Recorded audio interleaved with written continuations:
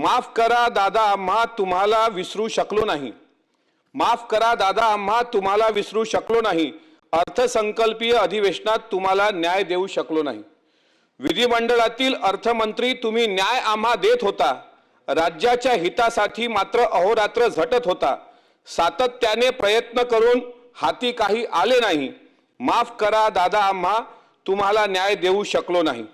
जिथे असाल तिथून आम्हा वारे पठ्ठ्या म्हणत असाल, दुनियेला न्याय देणारा मी अन्याय पाहून हसत असाल।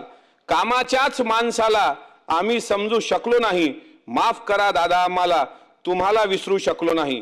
काळजाचा विषय तुमचा महाराष्ट्र का हो पेटला नाही? ब्लॅक बॉक्स तर सोडा, साधा सीसीटीव्ही दिसला नाही। FIR देतेवेळी पोलीसवाला हसत होता, खाकी वर्दीतला अधिकारी त्या दिवशी खुश दिसत होता। ज्यांना तुम्ही सॅल्यूट केला तो सुद्धा हळहळला नाही। माफ करा दादा, आम्हा तुम्हाला विसरू शकलो नाही। जनता दरबार तुम्ही घेतलेला जनता दरबार तोच तुमच्या कामी येईल।